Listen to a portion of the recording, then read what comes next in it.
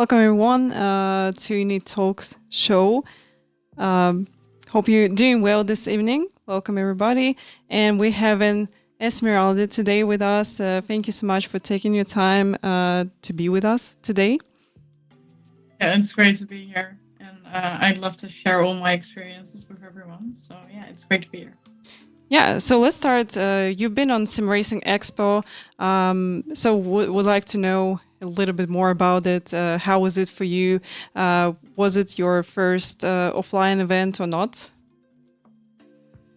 Yeah, so it was awesome. I met so many people, and also to race there in front of the public, that was really special. It wasn't my first time because I went to US last year, also with Screen Speed. We all had to qualify, and the top 15 went to Vegas. So that was my first offline event, which, it was really awesome to be a part of. And as well as Germany this weekend, it's just really great to see that many women in sim racing and then to race against the best of them. That's a great experience. Awesome. How was your race at SimRacing Expo?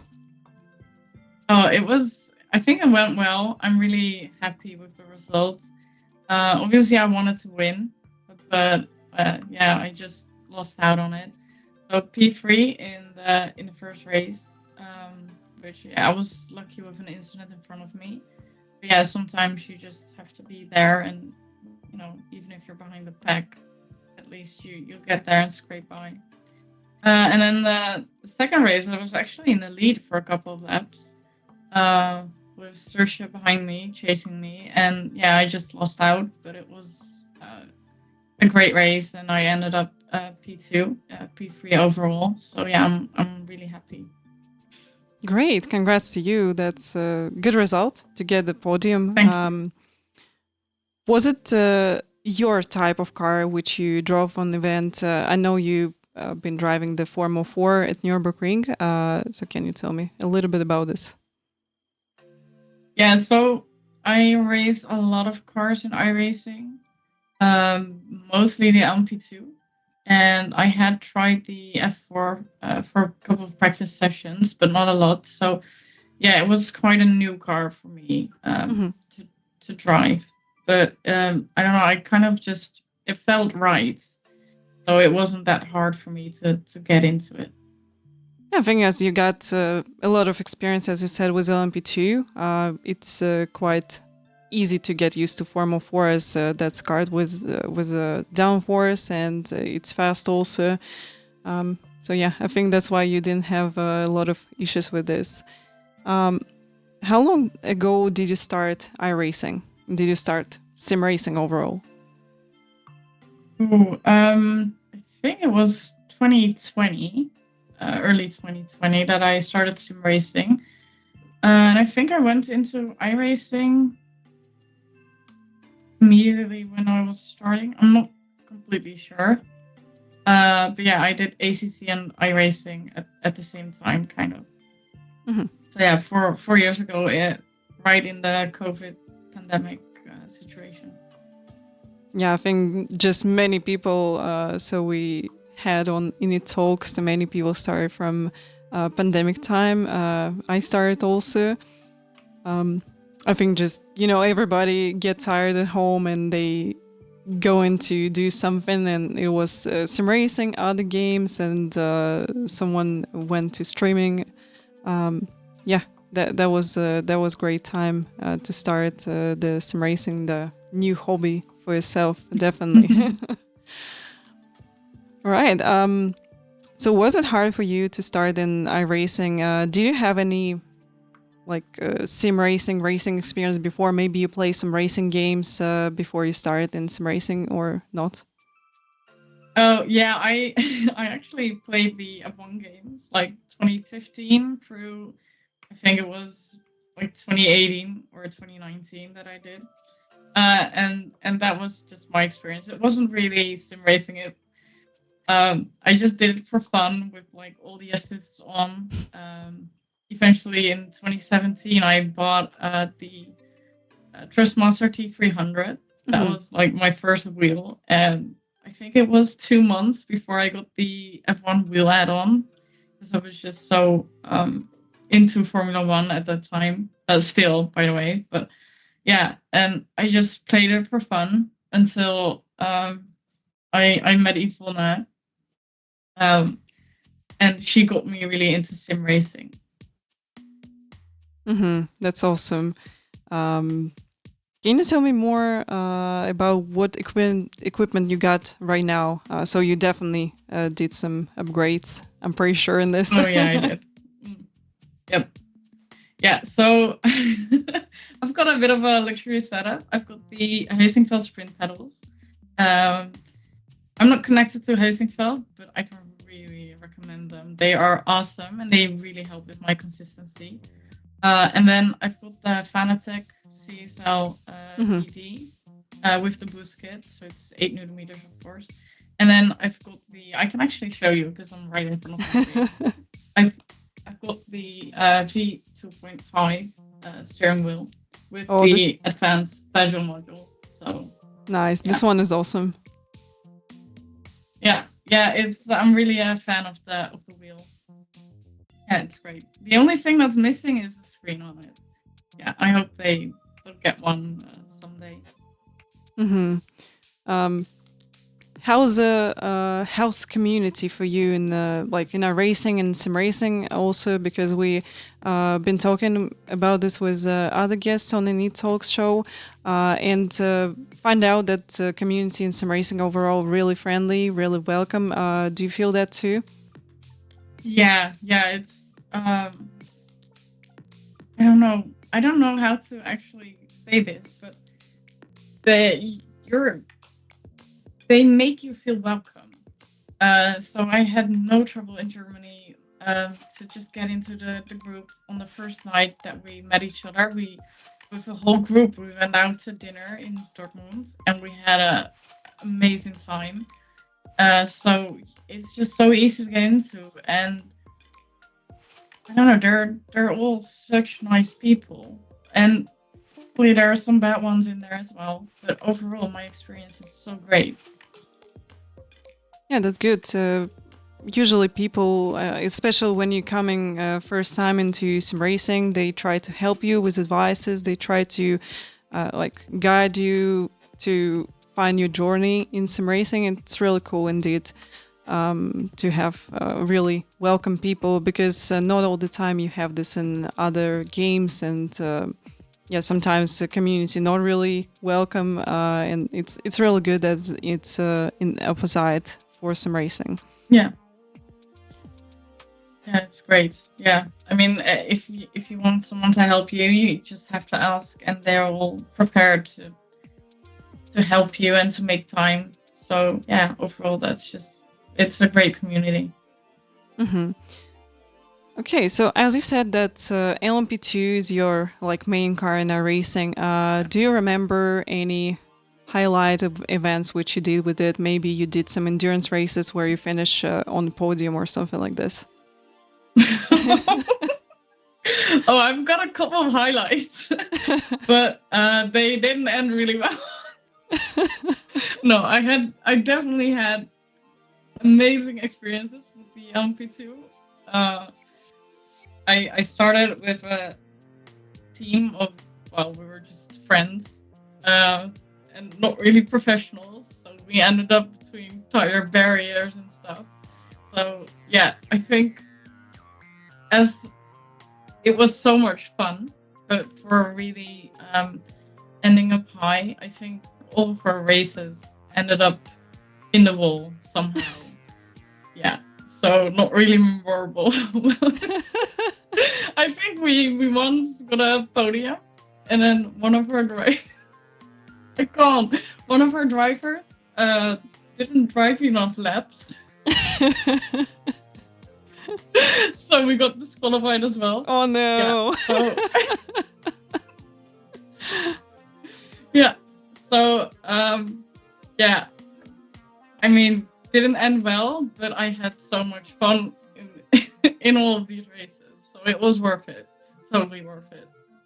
Yeah. Yeah, I think the F4 is for me the best car, Hmm. as in that I actually accomplished something with that car. Oh, and the Ford Mustang Next Gen, which we Hmm. drove in Las Vegas last year, which I I completely despise. It's a Hmm. horrible car, but I got P5 in the US, so that was a great accomplishment as well. But that's not the LMP2. Yeah. That's awesome. It's really hard, I can tell you, to drive a NASCAR car on the road track. So I had some experience with Xfinity cars, not with next gen. We've been running them on VSO Infinity events. We had a race at Monza with the Xfinity cars. It was really crazy. A lot of crashes happened. Some people Yeah. rejoin right after they out of the track. It was really fun indeed. Yeah. Yeah. And talking about prototype LMP2, I had really bad experience because I started our racing when we had Honda HPD here and been running this car a long time and I was really good in it. And then when we switched to this Dallara LMP2, I was like, oh, this car not the best. Yeah. Yeah, unfortunately. Um, are you doing any ovals in our racing? Because you said that you not, yeah. No. All right. Can you tell me a bit more about Formula 4 and what's your favorite combo with this car? What's your favorite track with this? Ooh. Okay, so this is hard because I've got one favorite track. Everyone that knows me knows it's my favorite track, and that's Spa. Hmm. Um, so it doesn't matter which car I drive. So although the next gen Ford Mustang could ruin it, but um, every car is like it's really fun to drive on Spa. But now that I've done the Nürburgring, um, and I've actually put in the time to practice there, I think that might be. I mean, it's kind of close. I don't know which one of the two would be my favorite with the F4. It could Hmm. be either, but definitely one of those two. Great. Spa is definitely a good choice. Good track for like any type of car. Even if you with slow car here, you'll be in draft having fun, then in Lacombe Yeah, and fighting with people. If you with a faster car, you just going to go with the flow on the Spa. It's awesome. I agree with you about this. Um, what can you suggest to people who starting in getting into our racing, into stim racing? What will be your advice? From what to start? Should they stick with the one car, or like what you can suggest from your side? I think this is quite difficult to answer. Um, Mostly just have fun, because without fun, you won't get the drive to get better and better. And for consistency, definitely stick with one car. But I haven't done that. I've done so many cars, and I think it also gave me a lot of experience. Because if you look at last year, I keep going back there, but we had the next gen Mustang, and it was horrible to drive. You had to be so careful on the throttle because a little bit more than halfway exiting a corner and you'd be turned around. Hmm. So you learn so much from driving such difficult cars that if you step into any other car, it feels so easy. Um, so that definitely helped me, I think, with my racecraft and overall consistency. So I guess just have fun. Don't necessarily stick to one car as long as you still have fun. And just keep driving and you'll get those lap times eventually. Yeah, absolutely agree. To start with the one car, so I just suggest this to everybody as well, because this is how you can gain some confidence, comfortable on track. So just suggest people to start with the one car and then just focus on tracks, focus on like breaking points and all this stuff instead of just jumping from car to car. But also, as you said, it's really good sometimes to change car as you gaining some new experience from each car, and definitely then in the future, if you're jumping, I know, to random race where like you got a fun league with some different cars in it, you need less time to adapt to the cars. So that's a good thing. All right. Speaking about your sim racing career, are you planning something big for yourself? Like, do you want to be maybe a part of the esport team? Maybe you want to gain 5K rating, 6K rating, something like this. So tell us more about your plans in the future. Well, I'm already part of a sim racing team, United Sim team. Oh my god, I had a thing about that for a second. So yeah, and I'm really happy to be there with good people around me. So definitely want to stay there. I guess for my goals, I got a couple. So they have the Screen to Speed Dream Team, which I would love to be part of. So I'm definitely going to be aiming for a spot on the team. And it would probably be a great idea to really gain some I rating as well, because it's really low. But yeah, I mean, that's what you get, because I actually barely do any official races. So everything I do is hosted or in a league.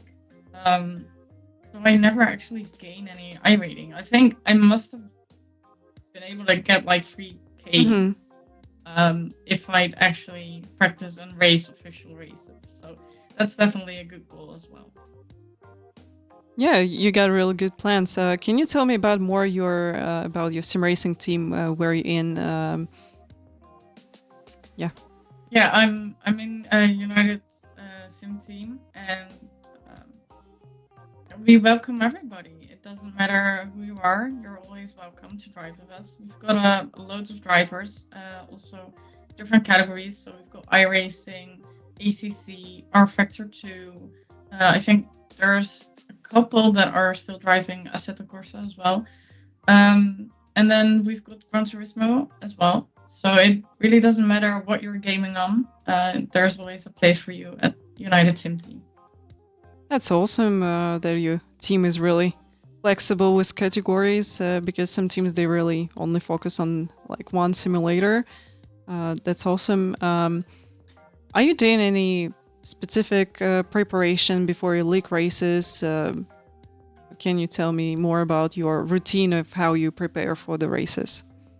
Oh, my routine is not preparing at all and just panicking 10 minutes before race start and think about everything that I haven't done. Like, oh, how much fuel do I actually need? And then for the last 10 minutes, I'm always doing loads of stuff that I didn't account for earlier. I'm chaos. Yeah, I got no race preparation at all. Yeah, no.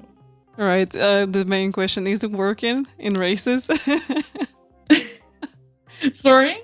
Is it working in races? Like you not having any preparation and you having good results? Yes. No, I mean, I did prepare for Nürburgring, so Germany, the ADAC SimRacing race. But then you don't need to refuel. Otherwise, it's not working out. No. Mm-hmm.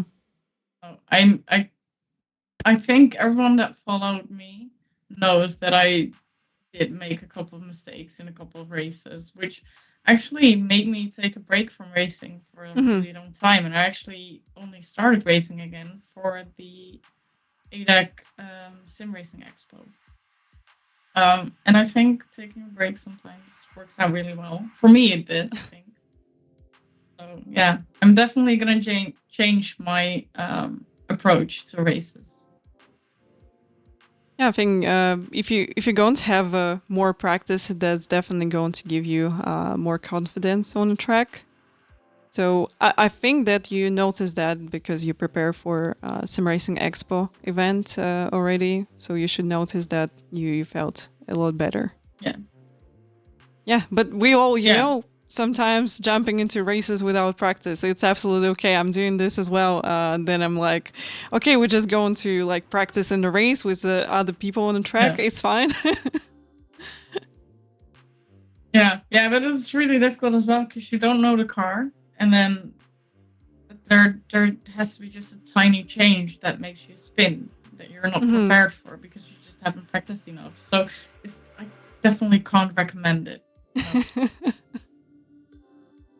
All right. Do you have any plans in maybe one day go to real life racing? Not at this moment. Mm-hmm.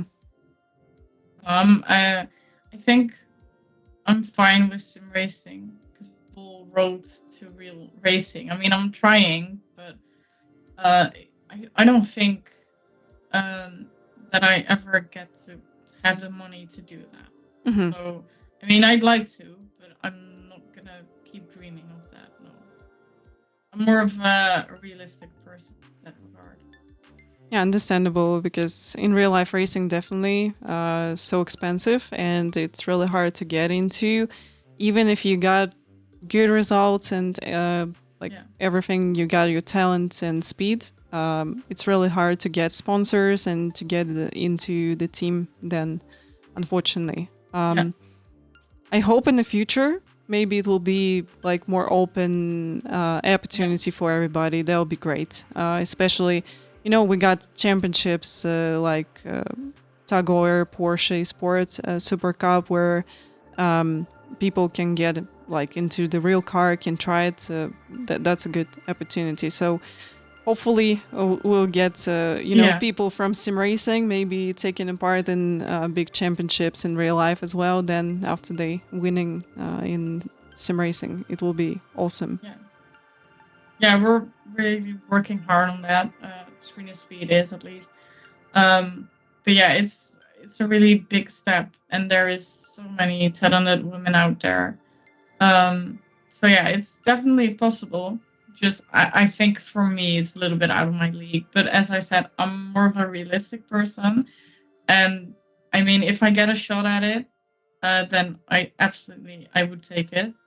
But I think I'll stick to sim racing for now. Mm-hmm. Let's dream a little bit and imagine like you get opportunity to test the racing car. What this car would be for you? Like, what is your dream car to drive on the real track? It's a very difficult question. I think it'd be the LMP2 or the F4 because I've driven those the most at this time. So I think it'd really be one of those two. Yeah. All right. Yeah. People in the chat. It's so difficult to choose between one or the other. Yeah, people in chat guess that will be LMP2. Yeah. Yeah, and speaking about the women in sim racing and motorsport, also, how do you feel to be a girl in a male-dominated sport?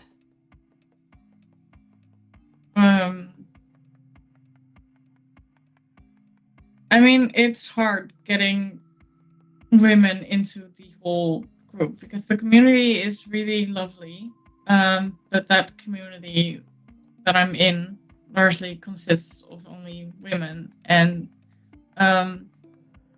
for men, it's really hard to lose against women in sim racing, and I think you can still see that everywhere. So I just hope that we can learn to work together and do things together, and not women against men, but try to get them both to compete in sim racing, but also in real life racing. And it'd be so great to see a woman making it into F1 like Susie Wolf did, and everyone that went before her. So yeah, but I think there's still a lot that needs to change before we can see that happen. Yeah, I think from my side of view, that's all starting, that from childhood was splitting things like that's a girl stuff, that's a boy stuff. So that's all starting from this. If this thing will disappear somehow, because when I was young, my dad let me like, you can choose whatever toys you want, and I always been choosing the cars, so I play with them. So that's why, I'm ended in the karting and then in real life racing and now in some racing. So I think if this thing will disappear, like people not going to split like boy stuff and girl stuff, like children can choose what they want, like toys to play with. Then maybe we'll see more girls into karting and into sim racing as well. And overall, also boys and guys, they not going to feel like, oh my god, I've been beaten by the girl and it's a bad thing or something like this. So they just going to treat us as equal competitors, and that's it. Yeah. So I think that's really important. Yes, I think that everything started like from childhood and then go into adult life, and that's why we got this situation. And definitely Screen to Speed doing good stuff. So taking more girls and women into sim racing and into racing as well. It's really cool to see. Yeah, it is. Yeah, it's awesome that they're trying to pave a way for us into motorsport, and not just in front of the camera, but also behind the scenes. There's lots of possibilities, which is really commendable. And I think Steffi Bau deserves a shout out for this, because she tries so hard to make this all possible for us, and I'm grateful for all that she does. And it got me to great experiences. One to the US, which was my first time, and then to Germany as well, where I met so many people. So it's given all of us so many great opportunities. And I really hope that one day we can return the favor by really getting women into motorsports. Yeah, so I absolutely agree with you that Steffi doing her best for us, and really dedicated of what she's doing for us and for sim racing and motorsport, and that's a good thing. So before we wrap up, can you tell me what will be your motto of the life?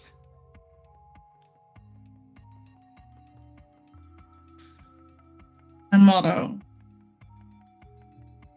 That is, I have not thought about that one.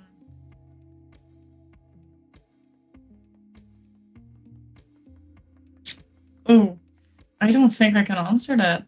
It is, I am so bad at those things.